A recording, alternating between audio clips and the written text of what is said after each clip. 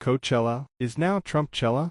Donald Trump's schedule in the closing weeks of the 2024 election is dotted with detours into overwhelmingly Democratic states. Like and subscribe for more content. From California's Coachella Valley on Saturday to New York's Madison Square Garden later this month, the former president is veering away from the months-long slog through the swing states that the campaigns of Trump and Vice President Kamala Harris both expect to decide the race.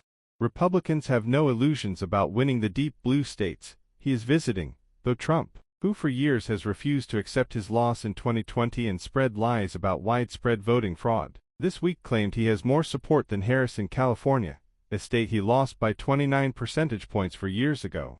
If they had an honest election in California, I think I'd win it in a landslide. I really do, the former president said on the John Cabilt Show, a Southern California talk radio show, while complaining about the state's mail-in voting procedures. But Trump's allies argue the blue state stops are more than undisciplined sideshows, designed to satisfy the Republican nominees' whims. Though Democrats dominate California and New York, the state's overall size means they're home to huge numbers of Republican voters and donors, creating fundraising opportunities and helping down ballot candidates, particularly in competitive House races. We have a lot of support in California, and I felt I owed it to them, Trump told Cabilt, adding that the Coachella Valley rally venue is a great piece of land. The events also give Trump opportunities to cast the problems facing the states he's in as the result of Democratic leadership. That's the playbook Trump used Thursday in Detroit, when he warned that if Harris wins, our whole country will end up being like Detroit. But unlike Michigan's largest city, Trump can make similar comments in blue states without worrying about electoral blowback, particularly in California, where Harris was Attorney General and a U.S. Senator. President Trump's trip to Coachella will highlight Harris' failing record and show that he has the right solutions to save every state and every American, Trump's communications director Stephen Chung said in a statement. Trump's campaign also expects to draw huge, raucous crowds and command outsized media attention, which would pay dividends across the political map. The location of his rallies matters less in this nationalized media environment. His messaging is making it to all the major media markets regardless of what he does. And the bigger the rally, the more attention it will get, right? I mean, Madison Square Garden. You guys have to cover it, a senior Trump advisor told CNN. Trump advisors argue that the voters his campaign is targeting in the race's closing weeks are those who do not typically engage in politics, and so trips like the one he made to Aurora, Colorado, on Friday to hammer Harris on immigration provide content that has much more reach online than a typical swing state campaign rally. It's the same reason Trump's campaign has had the former president sit down with popular YouTube streamers and podcasters. Harris' campaign has employed a similar strategy in recent weeks, targeting specific groups of voters, with her appearances on podcasts and other interviews. There's reason why we're doing podcasts. There is a reason why we're doing Adin Ross and MMA. There's a reason why we're doing those things, one senior Trump advisor said. Trump's rally Saturday at the Calhoun Ranch in the Coachella Valley drew criticism from a number of local officials. Trump's attacks on immigrants, women, the LGBTQ community, and the most vulnerable among us don't align with the values of our community, Coachella Mayor Stephen Hernandez said in a statement posted on social media ahead of Trump's visit. He has consistently expressed disdain for the type of diversity that helps define Coachella, Hernandez said. We don't know why Trump is visiting near Coachella, but we know he wasn't invited by the people who live here. He ain't like us. However, the former president believes large-scale rallies in blue states, like the one he'll hold Saturday, show how deep his support runs across the nation. They also set the groundwork for Trump to question the election results should Harris win. One of the former president's go-to lines is too big to rig, the idea that he must win in such a landslide that no one will question his victory.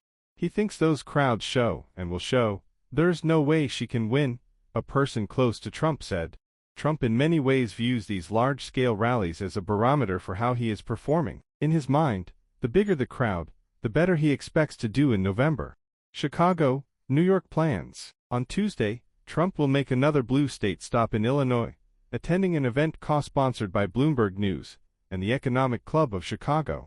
Trump is also planning a return to New York, where he has held rallies in the Bronx and Long Island in recent weeks, part of his effort to appeal to non-white men who have historically supported Democrats.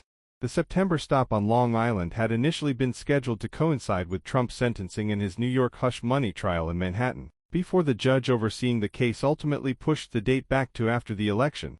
Madison Square Garden on October the 27th, meanwhile, will give Trump a legendary theater in his hometown, a little more than a week from Election Day. Trump has long teased a Madison Square Garden rally, but sources close to the former president were hesitant to announce the rally, even after the deal had been done, noting the external pressure that could be put on the venue, particularly by powerful New Yorkers, to pull out. While Trump lost the Empire State by more than 20 points in both 2016 and 2020, he insisted in September at his Long Island rally he has a chance of winning the state in November. Trump has increasingly been fixated on this idea that his supporters in states not viewed as crucial to the 2024 election deserve to have an opportunity to see him and attend a rally, a person close to Trump said. In some cases, those events can be an even bigger draw since it's the only chance. A lot of people have to go to a rally. A complete waste of his time. Trump is projecting confidence in how he'll perform in the blue states he's visiting. He claimed Friday in Aurora that he is very close in the reliably Democratic state, though there's no evidence to support that. Still, the main strategic purpose of those trips is to hit Democrats on issues Trump's campaign sees as its strongest, including crime and border security. Trump, who has been promoting false and sensationalized claims about Venezuelan gang members taking over Colorado, attacked the state's Democratic governor, Jared Polis, on Friday. This guy doesn't see what you see. He doesn't see people bursting into buildings with AK-47s, military-style weapons, sometimes better than our own military, he said. Trump said he would create a federal program to expedite the deportation of undocumented gang members if he wins in November. He also called for the death penalty for any migrant that kills an American citizen or a law enforcement officer. Colorado Sen. Michael Bennet, a Democrat, told CNN's Jake Tapper that Trump was lying about migrant crime in Colorado, but that from a political perspective, he was somewhat happy to see the former president in the state. There's no way he's going to win the state of Colorado, Bennet said. And so, from a political point of view, I think this was a complete waste of his time.